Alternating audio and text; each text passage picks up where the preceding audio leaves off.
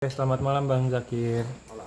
Bang Zakir, ngelihat analisis dari Abang sendiri tentang kasus yang terjadi tentang uang donasi dari ke Agus Salim ini seperti apa dari yang Abang lihat, Bang? Iya, yang pertama saya melihat kasus ini dari dua hal ya.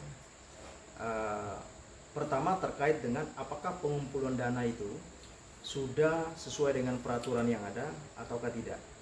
Apakah pengumpulan dana itu berizin atau tidak. Lalu yang kedua, setelah dana itu dikumpulkan, lalu siapa yang berhak atas dana itu. Dua hal ini yang kemudian perlu saya jawab. Pertama, kalau melihat dari karakteristik proses pengumpulan dana yang saya lihat dari banyak pemberitaan bahwa memang dana ini dikumpulkan atas informasi yang disampaikan oleh yayasan yang belakangan kita ketahui yayasan itu milik daripada saudara Novi, kira-kira seperti itu ya. Kemudian yang kedua, di dalam proses pengumpulan dana itu kan ada pencantuman nomor rekening kalau tidak salah ya, yang mana nomor rekening itu katanya itu milik daripada saudara Agus. Jadi mereka yang mengumpulkan dana itu atau yang mengirimkan langsung uang ke rekening tersebut, itulah mereka yang disebut dengan donatur, orang yang punya uang kemudian mengirimkan kepada mereka yang membutuhkan. Nah, sekarang yang menjadi masalah adalah karena menurut informasi yang sudah ramai ya di kalangan masyarakat bahwa ternyata uang ini katanya atau dana yang dikumpulkan ini atau yang didonasikan ini ternyata tidak digunakan sesuai peruntukannya. Itu yang tersebar, yang kita lihat di banyak pemberitaan.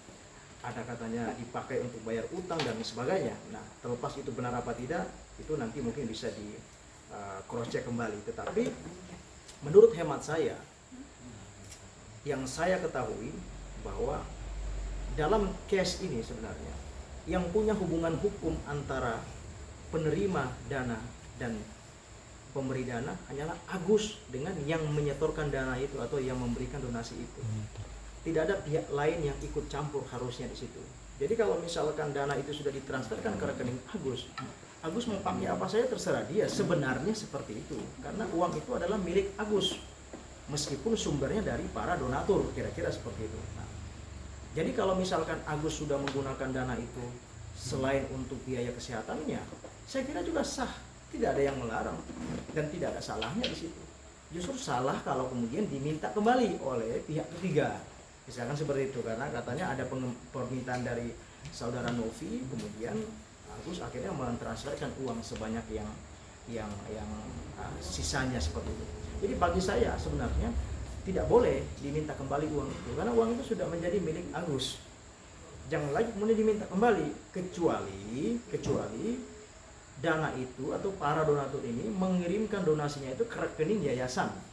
Kalau kemudian yayasan kemudian mencairkan dan memberikan kepada Agus, lalu ternyata Agus tidak menggunakan untuk keperluan kesehatannya. Nah, itu memang salah, sehingga yayasan selaku penanggung jawab bisa mengambil kembali uang tersebut. Kalaupun nanti secara teknis dia yang mengatur biaya kesehatan dan sebagaimana yang akan dilakukannya, nanti seperti apa itu terserah mereka. Tapi kalau saya lihat di sini kan langsung ditransferkan ke rekening Agus. Jadi itu haknya Agus sebenarnya. Tidak boleh diminta lagi. Kira-kira seperti itu.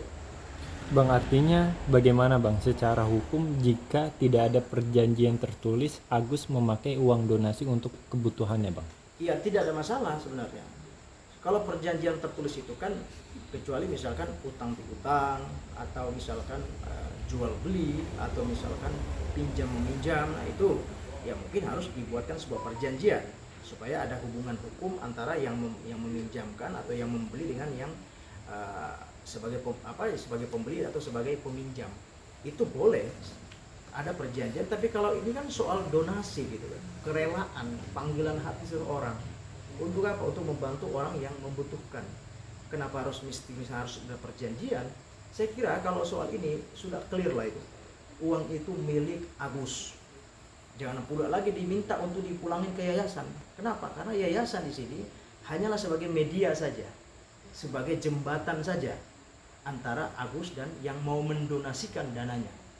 Begitu. Kenapa? Karena transferan dana tersebut tidak lewat rekening yayasan, melainkan rekening Agus. Jadi sepenuhnya uang itu hak Agus. Jadi yang boleh meminta agar uang itu dikembalikan adalah mereka yang mendonasikan uang tersebut. Kalau misalkan saya ikut mentransferkan ke rekening itu, hanyalah saya yang berhak meminta agar dipulangkan. Kira-kira seperti itu gambarannya. Jadi tidak boleh ada pihak ketiga atau pihak lain yang meminta untuk dana itu dikembalikan seolah-olah mewakili para donatur. Itu salah juga. Karena apa? Karena uang tersebut atau donasi tersebut tidak dikirimkan melalui yayasan pihak ketiga tadi, tetapi langsung ditransferkan ke rekening daripada saudara Agus. Jadi secara hukum uang tersebut adalah sah milik Agus. Bang, bagaimana Bang tanggapannya Bang Zakir sendiri terkait Farhat yang ingin mengaudit yayasan milik Novi, Bang? Kalau itu saya no comment ya, karena memang kalau kasus ini kan memang sudah menyita perhatian publik ya. Kalau soal audit mengaudit itu kan saya nggak tahu teknisnya seperti apa, karena saya bukan auditor. Tapi saya rasa tidak perlu sejauh itu kan untuk dilakukan pengecekan atau penyelidikan lebih lanjut. Tidak perlu sejauh itu. Kita fokus aja ke kasus yang ini aja. Apakah Agus berhak atas uang itu? Ya kalau berhak kembalikan, kan kira-kira begitu. Bang Zakir melihat Novi juga sempat mengaku yayasannya non profit nih Bang. Namun Novi mengaku bahwa uang donasi yang masuk saat masa tenggak donasinya sudah habis dan akan dipakai sebagai uang operasional, Bang. Artinya seperti apa Bang melihatnya, Bang? Uang apa tuh? Uang siapa? Agus? Enggak, uang dia kan bilang kalau misalnya yayasannya non profit. Tapi ketika mungkin uang donasi yang masuk saat masa tenggak itu donasinya sudah akan dipakai ke biaya operasional gitu Bang. Ya sebenarnya begini, itu kan kembali lagi nanti soal pertanggungjawabannya, ya kan? Karena saya katakan bahwa yayasan itu ada undang-undang tersendirinya. Pengumpulan dana dari masyarakat untuk yayasan juga ada izinnya. Sepanjang yang bersangkutan bisa mempertanggungjawabkan soal penggunaan dana donasi tersebut untuk operasional, misalkan ketika masa tenggak dana tadi sudah misalkan habis misalkan, sepanjang dia bisa mempertanggungjawabkan, ada buktinya dan seterusnya, saya kira tidak ada masalah sepanjang penggunaannya itu tidak untuk kepentingan pribadi. Kalau buat beli mobil, buat beli rumah itu repot. Kenapa? Karena ini uang daripada orang banyak. Kalau dipakai untuk kebutuhan pribadi itu salah. Tapi sepanjang itu digunakan untuk kepentingan sosial, misalkan untuk operasional, misalkan mengecek orang sakit atau operasional untuk melakukan pengawasan terhadap dana-dana yang sudah dia keluarkan misalkan, saya pikir tidak masalah karena masih seputar keterkaitan dengan fungsi daripada yayasannya. Tapi kalau sudah untuk urusan pribadi misalkan pergi ke luar negeri, jalan-jalan dan sebagainya, tidak bisa. Itu sudah melanggar hukum. Bang Zakir ngelihat kondisi Agus tertekan dan semakin stres nih Bang dengan kasus ini, tanggapannya seperti apa Bang? Ya, saya sebagai manusia tentu melihat kondisi seperti itu saya sangat prihatin ya. Saya sangat prihatin dan saya sangat menyayangkan ya tragedi atau kejadian itu ya. Karenanya saya berharap semoga Agus ini bisa ikhlas ya, bisa sabar menerima apa yang dia dapatkan atau dia rasakan saat ini. Seperti itu yang saya kira untuk Agus dari saya ya. Bang, ini kan yang kita tahu kan uang sudah berada di Novi nih Bang. Nah, apa hukumannya jika uang tersebut ditahan oleh pihak Yayasan Novi dan tidak diberikan ke Agus nih Bang? Ini, saya mau kasih penjelasan. Kalau uang itu ditahan, tetapi ada kebutuhan yang berhubungan dengan kesehatan Agus tidak diberikan, itu masalah. Ini saya kasih clue-nya aja gitu. Kalau misalkan Agus punya kebutuhan untuk kesehatannya, lalu uang itu faktanya sudah ada di tangan Novi selaku pemilik yayasan, lalu tidak diserahkan kepada Agus atas permintaan Agus untuk kebutuhan kesehatannya, itu masalah hukum. Tapi sepanjang apa yang dibutuhkan Agus, ya kan, untuk kesehatannya lalu Novi memberikan, tidak jadi masalah hukum. Tetapi menurut saya alangkah baiknya dengan penuh kerendahan hati kita melihat kondisi orang ini atau Agus ini sangat tidak berdaya, kita harus pakai hati nurani saja. terlepas nanti uang itu dipakai untuk kesehatannya atau mungkin untuk kebutuhan hidup dan segala macam, kita pasrahkan saja. Karena apa? Karena dana itu kan dana dari kumpulan masyarakat. Kenapa harus kita kemudian harus mau mengatur dan sebagainya? Ya kan, kalau misalkan memang Agus lebih nyaman ya, dengan uang itu dipegang sendiri atau dikelola sendiri, ya silakan saja. Tak perlu kita atur lagi. Kenapa? Karena kan saya bilang tadi bahwa yang berhak menahan uang itu atau meminta kembali uang itu adalah mereka yang mengirimkan. Karena hubungan hukum keperdataannya itu ada pada orang yang mengirimkan dan yang menerima. Pihak ketiga nggak boleh, apalagi hanya jadi jembatan aja di situ, hanya media saja untuk seolah mempublikasi tentang adanya orang ini gitu, tentang adanya korban ini gitu. Jadi jangan terlalu jauh kita tarik masalah ini, apalagi soal uang kan. Serahkan saja, memang hak Agus kok. Tidak ada satupun aturan hukum yang mengatakan itu bukan hak Agus. Kenapa? Karena hubungan hukum yang saya katakan tadi secara keperdataan itu ada pada Agus dan pada orang yang memberikan dana tersebut kepada Agus.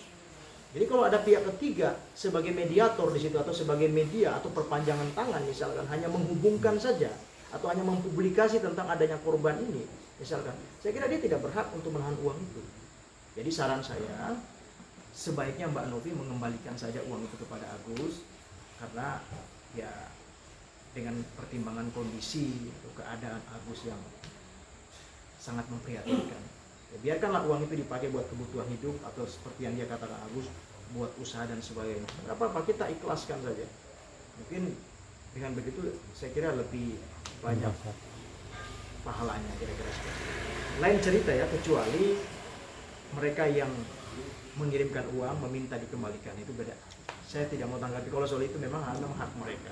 Tapi sepanjang tidak ada permintaan untuk dikembalikan, kita legowo saja, pulangkan kepada pemiliknya. Tapi Bang, banyak petisi untuk diminta dikembalikan yang sudah ditandatangani oleh ribuan orang juga. Apakah hal itu akan terjadi atau seperti Gimana apa? cara mengembalikannya? Kalau misalkan ribuan orang yang mentransferkan dana itu, gimana cara mengembalikannya? Apakah ada nama-namanya? Kalau misalkan ada daftar nama, daftar nomor rekeningnya, saya kira tidak masalah dipulangkan.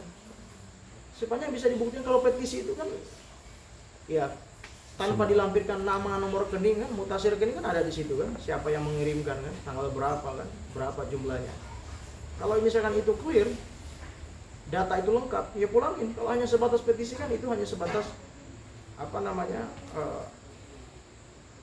reaksi aja yang muncul dari mereka yang ikut di dalam petisi itu kan, karena mungkin melihat situasi ini semakin runyam kan, semakin panjang gitu. Kira-kira begitu. Bang, lihat laporannya Agus yang melaporkan Novi didampingi kuasa hukumnya seperti apa dari Abang sendiri?